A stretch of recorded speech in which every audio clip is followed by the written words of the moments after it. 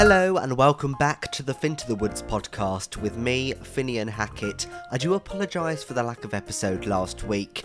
I got waylaid, frankly. I've been dog sitting and doing lots of archiving and website making for one of the local amateur dramatics groups here in my hometown. It's taking quite a long time to do, but I'm nearly there.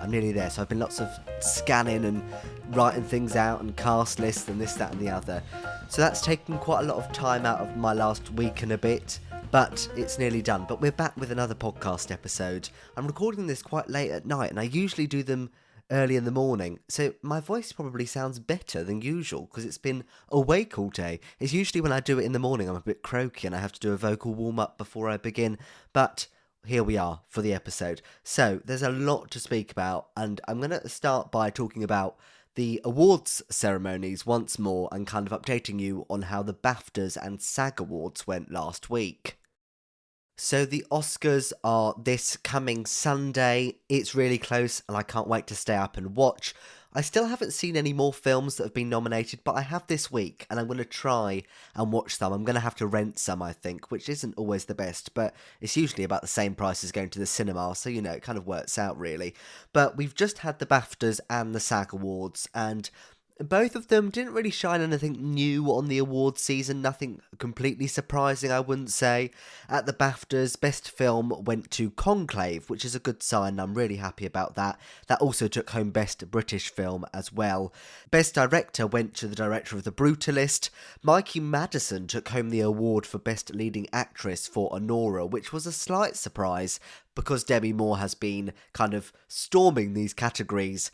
This kind of was a bit of a curveball and throws something out there that maybe she won't win the Oscar. Who knows, but I still think that's very likely. Wicked took home its awards for costume and production design.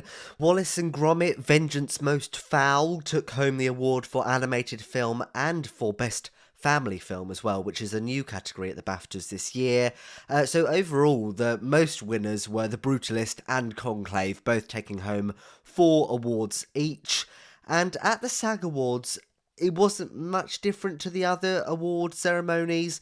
Again, you had Zoe Saldana, Kieran Culkin, and Demi Moore taking home their respective awards, but in the leading actor category, that went to Timothée Chalamet for A Complete Unknown, which was a slight surprise. As I said, Adrian Brody's kind of been taking every category this season, so that has kind of thrown a bit of a spanner in the works. Also, the SAG Awards usually show you what is going to win at the Oscars, because it's kind of the last one before the Oscars, and usually whoever wins at the SAG Awards wins at the Oscars. It's the kind of highest and most likely telling that you will win the Oscar if you win the SAG Awards. So, does this throw Adrian Brody and his almost kind of solid Oscar win out the window? Who knows, but well done to Timothée Chalamet.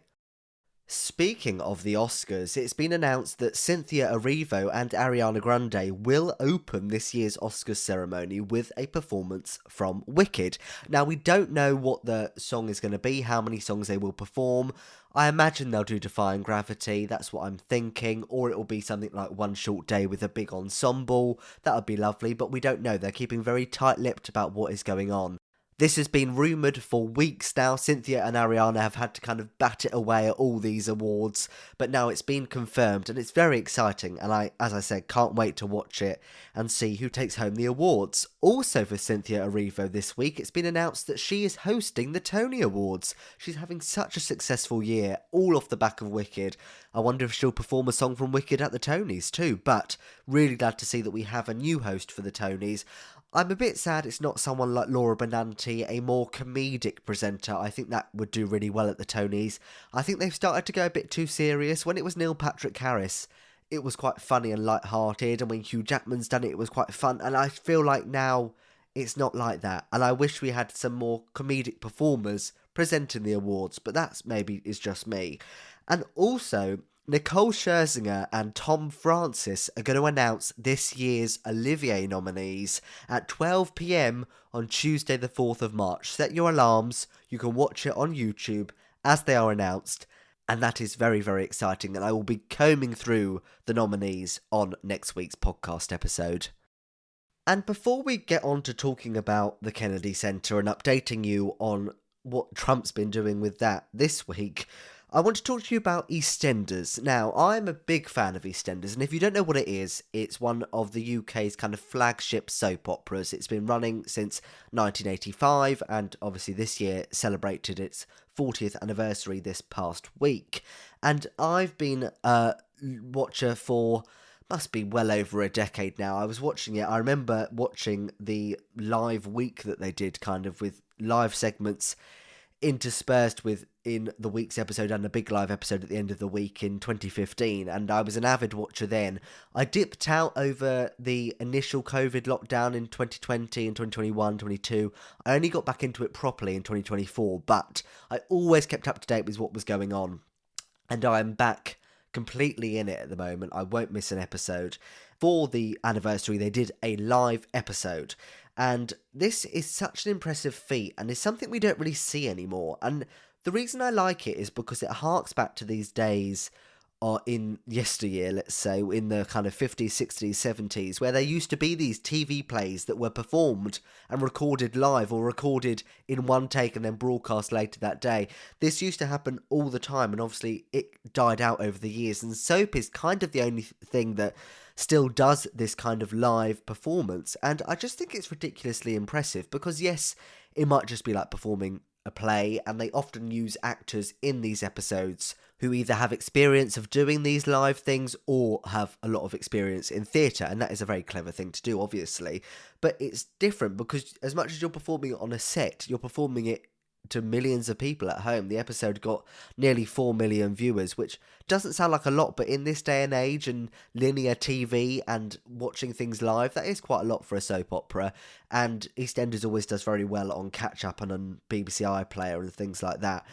But I just kind of want to say how impressed I was, and if you haven't seen it, I suggest you go and watch it. There are some incredible performances, especially from Lacey Turner, who I think is a phenomenal actress. She plays Stacey Slater, and I know not soap opera isn't for everyone. I know not everybody likes soaps and enjoys them necessarily and thinks they're a bit far-fetched, and yes, they are, of course they are, but they're half an hour of entertaining drama. For EastEnders, it's 4 times a week. I do dip in and out of Emmerdale as well, and that's 5 times a week. And they're just really good, and I think it's such a important breeding ground for the next generation of actors and directors and crew and everything that we should really support them. And I do hope the soap opera survives the next 10 years, and I do think it will, because for streaming-wise, it's still so big. It might not be getting the live views it once was, but it's still so popular online, and that makes me very happy. But on link to this, there was a very major death in the live episode. So there had been a big explosion at the Queen Victoria pub in Albert Square on the Wednesday episode, which was the anniversary day. It was an hour-long special, and that was an episode they recorded back in November. The pub exploded after a car ran into it, and one of the people who died in the live episode in the aftermath was the character Martin Fowler. Now, he was the first baby born on the soap opera back in the 80s. He was going to turn 40 this year in the programme, and unfortunately he met his timely demise after being hit with a big kind of steel beam when part of the pub roof fell down. Very, very sad, very well acted on the live episode by James Bye, and now, in a brilliant turn of events, obviously by his agent and marketing, he is going to star as Mr. Darcy in the stage premiere of Death Comes to Pemberley, which is going to tour the country later this year after premiering at the Mill at Sonning. And I'm glad to see that he's going on to do other things almost straight away, because there was so much upset about his character's death and how he was kind of written out the programme and whether it was his choice or not. But personally, it's caused lots of drama this week that I'm very much enjoying. But yeah, I'm glad to see that he's moving on to do theatre straight after he's left EastEnders. So last week I spoke about the Kennedy Center on the podcast and about Trump taking over as chairman and what he wants to do to it and all the issues that are going to arise from this, and they have continued over the last week and a bit, and I thought I'd update you on what's been going on. So Trump has put Trump administration official Richard Grenell in as the interim executive director of the Kennedy Center after his previous roles as ambassador to Germany and acting director of national intelligence. So really knows a lot about theatre there, doesn't he? So Trump was then officially elected as chairman after replacing Biden's appointed members this past week. And the president of the Kennedy Center, Deborah Rutter, has announced that she is stepping down with immediate effect after all this drama. And I thought I'd read you her statement that she put out. The Kennedy Center stands unparalleled as our national cultural center and living memorial to President Kennedy's legacy and ideals. To lead this organization is to witness its unending capacity to inspire through the power of the arts daily. The goal of the Kennedy Center has been to live up to our namesake, serving as a beacon for the world and ensuring our work reflects America. I depart my position proud of all we accomplished to meet that ambition, from the art on our stages to the students we have impacted in classrooms across America. Everything we have done at the Kennedy Center has been about uplifting the human spirit in service of strengthening the culture of our great nation. I have been motivated my whole life by the fundamental values of America: freedom, equality, and a deep belief in the American dream. Core to our American experience is also artistic expression. Artists showcase the range of life's emotions, the loftiest highs of joys and the depths of grievous despair. They hold a mirror up to the world, reflecting who we are and echoing our stories. The work of artists doesn't always make us feel comfortable, but it sheds light on the truth. Much like our democracy itself, artistic expression must be nurtured, fostered, prioritised and protected. It is not a passive endeavour. Indeed, there is no clearer sign of American democracy at work than our artists, the work they produce, and audiences' undeniable right to actively participate. For more than half a century, artistic growth at the Kennedy Center has been thanks to a dedicated professional staff, artists and audiences' eagerness to explore new ground together with trust, respect and joy. It has been the honour of my professional career to serve this great institution and all that it represents. There is no other place like it in the world. I do think it's interesting that she's resigned, because there's part of me that would love for her to have stayed as a person with a voice, as a person who is on, in my opinion, the right side of history. I would have liked to have seen her stay on and kind of fight what's going on, but I understand that maybe she doesn't feel comfortable doing that. So, yeah. According to CBS, Trump has said he wants to ban woke culture at the Kennedy Center, which, I mean, take from that what you will. But since taking over, the tour of the children's musical Finn has been cancelled at the venue. The Kennedy Center has said it was due to a financial decision, but it tells the story of a young shark who realises he may relate more to smaller, more gentler fish.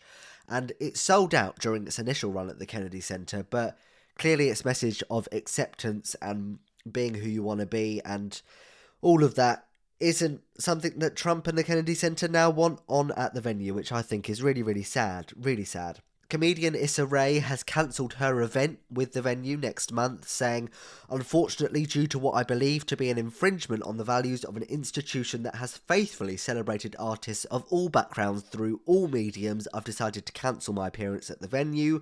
Rock band Low Cut Connie have cancelled their show. Eureka Day, which is a play about vaccines after an outbreak of mumps, which has just done a very successful run on Broadway, that's been cancelled as well. The Gay Men's Chorus of Washington DC's event, which was meant to kick off Pride Month, has also been cancelled by the venue. Renee Fleming, Ben Folds and Shonda Rhimes have all stepped down from their positions as artistic advisors. And again, it raises the question to me whether people should be leaving the board or should they be staying to fight back. I understand if they've been kicked off and there's nothing they could do about it, but if they haven't been and they are quitting, there's part of me that wants them to stay and kind of fight the good fight and work out what to do. And again, should productions be cancelling their performances at the venue? Yes, I know it's giving money to the Kennedy Center, but also they can stick two fingers up to everyone while they're performing there, and that's kind of it's a really hard one to judge, but unfortunately it doesn't look like it's getting any more positive at the Kennedy Center, and I personally believe it's just going to get worse and worse over the next few weeks, but hopefully it all crumbles down at some point, because that always seems to happen with the Trump administration, and I'm keeping my fingers crossed it happens again.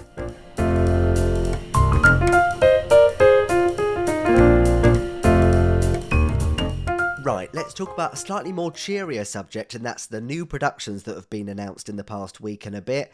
And let's kick off talking about the new season at the Chichester Festival Theatre, one of my favourite venues in the whole wide world. I've been there many, many times. It's very close to my heart, and this new season is phenomenal.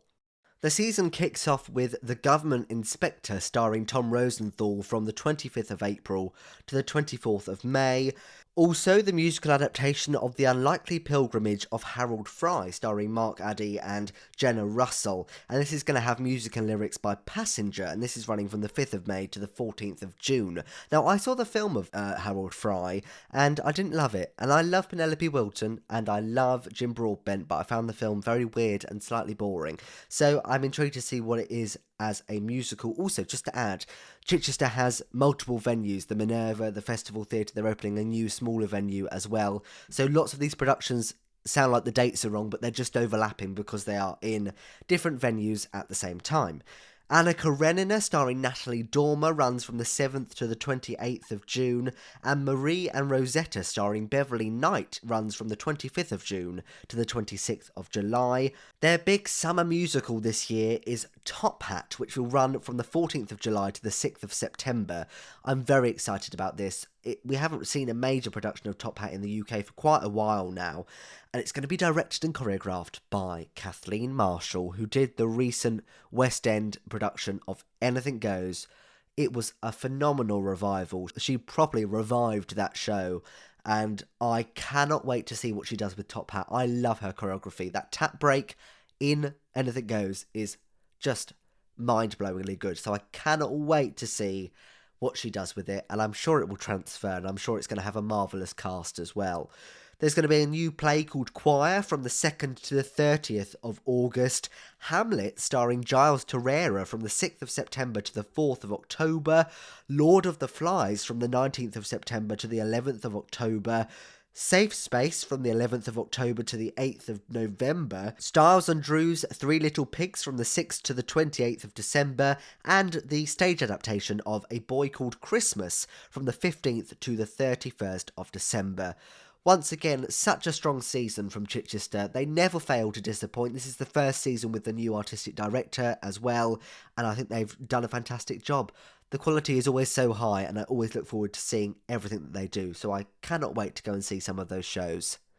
Sherlock Holmes and the 12 Days of Christmas will make its world premiere at the Birmingham Rep from the 14th of November to the 11th of January. So this is going to be a new play based on Sherlock Holmes and Watson, and it's going to feature songs from the legendary duo of Tim Rice and Andrew Lloyd Webber. They're reuniting to write songs for this show. I believe it's kind of a play with music. I can't see anywhere that it's a musical per se, but I'm excited to see it, hopefully. That sounds really exciting and nice to have a new Christmas show based around such an iconic character that we all know and love, with musical lyrics by one of Britain's most famous musical theatre writing duos. It sounds like a match made in heaven, really. The Sound of Music is going to have a major revival at the Leicester Curve from the 22nd of November to the 11th of January as their Christmas production. I do love The Sound of Music. I feel like it's done quite often all across the country, but that is because it sells. And it's a great show, and I really enjoy it. I saw it at Chichester a few years ago. It's lovely. It's quite long, but it's lovely. And it's a shame that production didn't transfer, actually. But unfortunately, I won't probably go and see this one because the Leicester Curve is quite far away from where I live. But I'm sure it'll be wonderful. Summer Holiday is going to have a revival next summer at the Sheffield Crucible from the 20th of June to the 18th of July. Now, this is a musical based around the songs of Cliff Richard and the movie of the same name from the 60s. But I'm glad to see that this is coming back because I love Summer Holiday, and the songs are great by Cliff Richard and the Shadows. Cliff Richard and the Shadows were one of my nan's favourite kind of groups and artists, and she loved him and the show very much. I've done it a couple of times in my hometown, and my parents have done it as well, so it's a show that I hold very close to my heart. So I'm glad to see it's coming back, and I will be really intrigued to see how they do it and how they do the bus. That's what I want to see, because there is a big old bus in Summer Holiday, a double-decker bus. That's kind of the main plot of the storyline, is the employees at the bus place take the bus all over Europe, and it's amazing because the original production had a big old double-decker bus on the stage, and when my parents did it as well, they had a big old double-decker bus, and it's amazing. So I'm excited to see how they do that. Some very exciting news. Into the Woods is going to see its first major revival in London in a decade at the Bridge Theatre from the 2nd of December to the 18th of April 2026. I cannot wait. I love Into the Woods and I love the Bridge Theatre. When I saw Guys and Dolls there in that immersive venue, it worked so well. And if they do a similar thing with Into the Woods, they have got a hit on their hands. I hope they don't make it too abstract and too out there. I'd love it to be a proper kind of really classic revival of Into the Woods, but really changed up. And if you know what I mean, like classically designed in it, very stereotypical fairy tale. I'd love to see that, but like you're in the woods with them. That would be phenomenal. But I cannot wait to see that. That excites me so much. Military Wives, the musical, will make its world premiere at the York Theatre Royal from the 10th of September to the 27th of September this year. Debbie Izzet, who wrote Nativity, is going to write and direct it, and it's based upon the film and the true story about the Military Wives Choir. Midsummer Murders is going to head to the stage for the very first time. So Midsummer Murders is a British TV series that's broadcast on ITV, and it's kind of just a cosy murder mystery series, and it's been running for decades, and this is its first stage adaptation. So The Killings at Badger's Drift will tour the UK from October, starting at the Richmond Theatre before going to Chester, Brighton, Blackpool, Birmingham, and many more venues across the country. Dear England, the very successful play from the National Theatre, is going to tour the UK from this autumn, going to lots of major venues across the country. It's also returning to the National very soon as well. So if you want to see that, I suggest you do. West End Unscripted, a new Q&A series at the Drury Lane, is going to open in March. Now, this is going to begin on the 23rd of the month with Nick Mohammed, Phil Dunster, Sarah Hadland and Andy Hyman. And each event, they're going to donate over £10,000 to the charity of each evening's honoree. So it's just kind of a fundraiser, really, and it sounds like a really fun, entertaining evening. Over in New York, Heathers is going to return to the New World stages where it made its off-Broadway debut many years ago with the recent UK production, which is transferring there from the 22nd of June to the 28th of September. Now, this was announced that Heathers was going over to the States and into New York, but we didn't know whether it was going to be Broadway, off-Broadway, whatever it was going to be. But now we have confirmation it is off-Broadway, which I think is probably the right decision in the current Broadway climate. I don't think Heathers would have necessarily survived, but I'm glad it's going off-Broadway. Secret Cinema is returning to London with Grease, the immersive movie musical, at Evolution London in Battersea Park from the 1st of August to the 7th of September this summer. I've never been to one of these because it looks quite frightening. I'm quite intrigued, but the fact it's all immersive and people dress up, you've got to be a proper fan of the film. I do know quite a lot about Grease, and I do quite like Grease, so maybe I'll go to this one, but I think it would probably be quite overwhelming. I don't think I'd enjoy it very much, but they always look very fun, and I mean, I don't know why it's called Secret Cinema, because it's not very secret about where it is. I don't know. Maybe it used to be, but it doesn't seem to be anymore. One of the most controversial announcements this week has been that Jesus Christ Superstar is going to play the Hollywood Bowl, and you may be thinking that's not controversial, but the casting is controversial, and that is, again, Cynthia Erivro as Jesus. Now, this has caused quite a stir online, in the press. It's kind of been blown out of the theatre world and into the wider media sector, if you will, and it's gone into the news and everything, because people are up in arms about the fact that Cynthia is playing Jesus, who was, I think, a real man, whether you believe what he did in the Bible to be true or not. I personally don't, but many people do, and whether you believe that or not, there is lots of evidence that he was an actual person. So there's lots of uproar about the fact that it's going to be a woman playing this male, Jesus Christ, and it's a difficult one, because the role has been played by women before. There's been an all-female cast recording of it before, which Cynthia Erivo did feature on, and it's a funny old one, because I think we're always open casting, and casting differently is always exciting, and it keeps a show fresh. And there's part of me that thinks, why the fuck not? Why shouldn't she? I mean, yes, she isn't necessarily who you would usually cast in the role, but her voice, why not? I'd quite like to see her sing them. Like, I understand from certain perspectives why, but Jesus Christ Superstar isn't sticking to the biblical story necessarily. It's very... Oh, it's a rock and roll musical. It's called Jesus Christ Superstar, for God's sake. So it's not necessarily exactly what the Bible says. So I think it's creative license, and you've got to have creative license.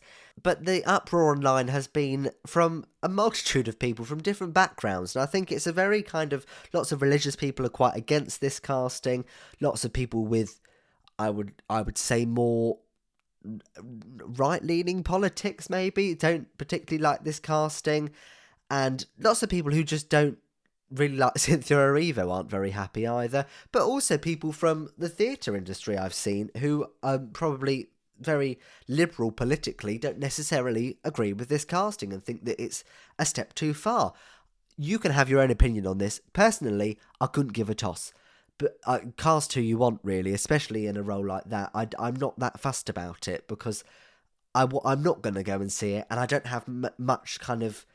I don't hold a lot in my heart for the Bible and Jesus Christ Superstar anyway, so I'm not that fussed personally, but that's been the big controversy of the week. Lots of people who have nothing to do with theatre have decided to chime in, and yeah, it's going to be interesting to see how that one develops over the next few weeks.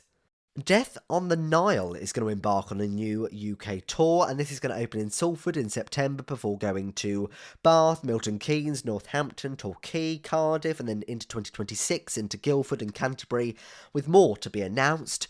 Young Frankenstein is going to receive its regional premiere in the UK from the 10th of October to the 30th of November over Halloween at the Hope Mill Theatre in Manchester, directed and choreographed by Nick Winston. Priscilla, Queen of the Desert, is going to tour the UK and Ireland and internationally from February next year across many venues across this country and elsewhere. And the Kiln Theatre in London has announced its new season, including musicals like Coven, which is a new musical about the Pendle Witch Trials, which runs from the 31st of October to the 13th of December, and The Ministry of Lesbian Affairs, which is a musical comedy about a lesbian choir striving for a place on the Pride main stage, and that runs from the 13th of June to the 12th of July.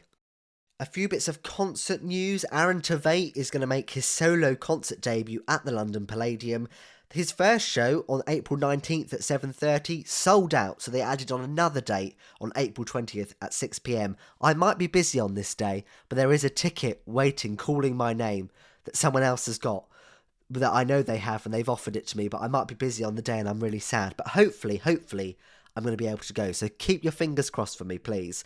The Hunchback of Notre Dame is also going to make its UK professional premiere this year with 2 concerts at the Prince Edward Theatre this summer on the 17th of August at 3 p.m. and 7:30 p.m. Both have sold out. I didn't get tickets because I worked on the show last year, and I did the show last year in a very big production in Guildford, and I'm not that fussed about seeing it again currently. Maybe in a few years' time, but it's still quite fresh in my mind. So I wasn't that fussed about forking out a lot of money for it, but there you go. And fresh from her winning the Masked Singer here in the UK, Samantha Barks is going to lead a concert at the London Palladium on Saturday, the 5th of April. A bit of extension news for you. Vanya, starring Andrew Scott, off-Broadway, has extended by a week. The show doesn't even open till the 11th of March, but it's proving so popular in sales that it's extended to the 11th of May. Glengarry Glen Ross has extended by an additional 2 weeks through June the 14th on Broadway. Again, hasn't even opened yet. That opens in March as well. And Miss Saigon has announced additional dates for its UK tour. It's going to Llandudno, Hull, Southampton, Plymouth, Aberdeen, Belfast and Nottingham now as well. As ever, a little bit of closing news as well, and this is Drag the Musical off-Broadway. This is going to close on April 27th after a very respectable 215 performances, but producers have said that they want to bring the show to London, with more details to be announced soon. And a theatrical event in the West End, West End Live, has confirmed it will take place on the 21st and 22nd of June. I still have never been. I went to go with my dad, must have been about 10 years ago, and we went to queue, and the queue was about a mile long, and we thought, fuck this, and I think we ended up going to Madame Tussauds instead, and it was very fun. I think it was that day we did that, but it looks like hell, and I have to say I love the West End, but It looks like people get so hot, people faint. It looks like my idea of hell. So I've yet to go. Maybe this year is my year, but I have to say I highly doubt it. Let's move on to TV and film, and this is a really interesting piece of news from this week. So, Halle Bailey, the actress who played Ariel in the live action Little Mermaid film, was meant to lead a Pharrell Williams movie musical, but it has been shelved despite them completing filming. So, Golden was set to be released later this year, and it had Divine Joy Randolph, Quinta Brunson, Missy Elliott, and more in the movie. They filmed it. It was done, and apparently it was scheduled for release on the 9th of May, but Universal have cancelled it after disagreements with producers during post-production on the film. It was going to have songs by Pharrell Williams and Pasek and Paul as well, but now it ain't happening. It's been filmed and we're never going to see it. It's never going to see the light of day.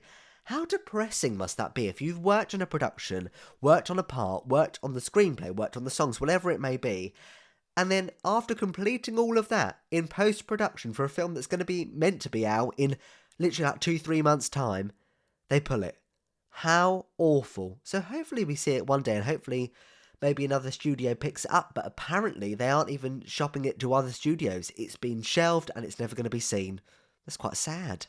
Hannah Cruz has joined the cast of the upcoming Merrily We Roll Along movie as Gussie Carnegie, the wife of Paul Mescal's character Franklin Shepherd, and that is the one that's filming over 20 years. It's not going to be released till like 2040 or something.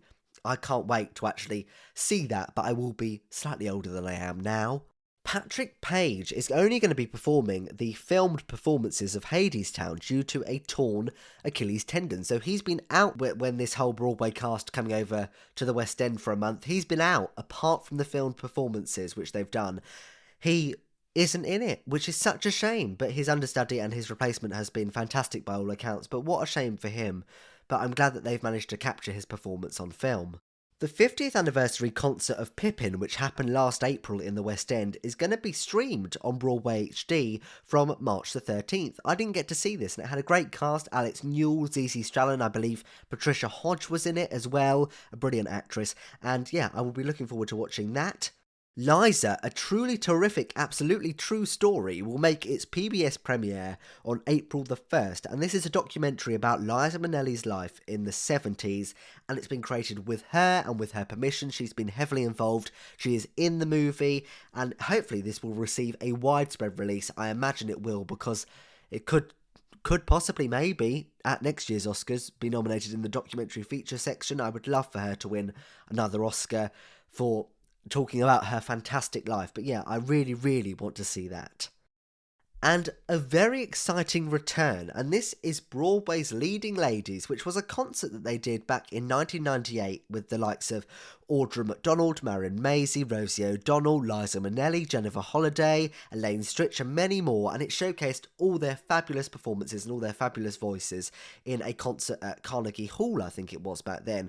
But this one is going to be filmed on March the 10th at Town Hall in New York, with it being aired on PBS later this year. And they've announced some of the cast, and it's going to include LaChanze, Jennifer Holliday once more, Lindsay Mendez, Jessie Mueller, Kate Baldwin, Judy Kuhn, Jennifer Samard, some fantastic women, and fingers crossed for Audra to return as well.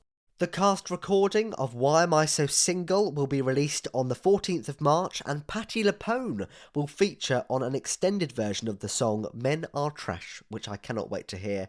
And also another little random bit of news before we go on to talking about casting. The Book of Mormon has now surpassed Rent to become the 11th longest running show in Broadway history, with its 5,124th performance. Right, let's wrap up with some casting news. So, Anika Noni Rose and Aisha Jackson are going to lead the Encore's revival of Wonderful Town from April the 30th to May the 11th as Ruth and Eileen respectively. Could this transfer and bring Anika back to Broadway in a musical for the first time since 2004 when she starred in Caroline or Change? I really hope so. And the last time Encores did Wonderful Town, it transferred to Broadway. back in the early noughties, so fingers crossed for this production to transfer as well. Charlie D'Amelio will stay in the Broadway production of & Juliet till September. Initially, she was only meant to be in it from October to January. She then extended to this April, and now she's extended again to September. She's clearly having a wonderful time. Jordan Fisher will join the cast of Moulin Rouge as Christian from April 15th to July 20th. He's just done a fantastic performance as Bobby in the Encore's production of Urinetown, which hopefully will see more life as well.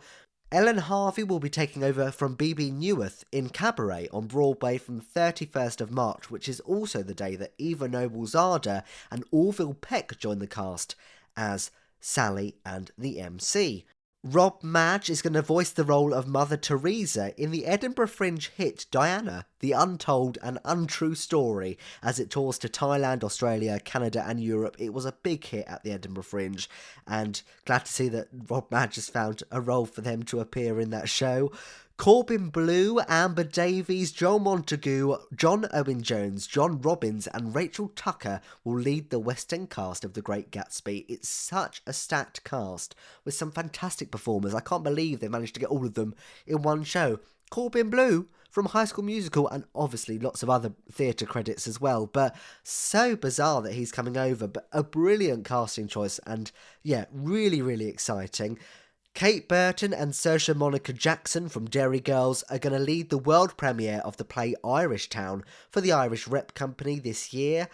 Titus Burgess, Len Cariou, Jordan Fisher, Joshua Henry, Joy Woods and Kelly O'Hara are just some of the names who are going to appear at this year's Broadway Backwards event, which is an annual benefit celebrating the LGBTQ+ community via songs from musical theatre. And this is happening on the 10th of March at 8 p.m.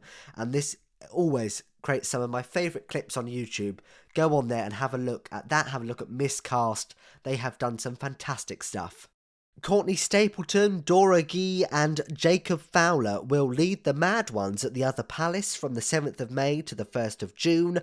Emily Benjamin, Max Bennett, Andrew Caution, Emily Ruddock, Jay Sagal, Eva Scott, Giles Taylor, Oliver Thompson and Misha Turner are going to lead the cast of the musical adaptation of the film A Knight's Tale in Manchester in April. Cole Escola will return to the leading role in Old Mary on Broadway from April the 8th until July, I think June, July time.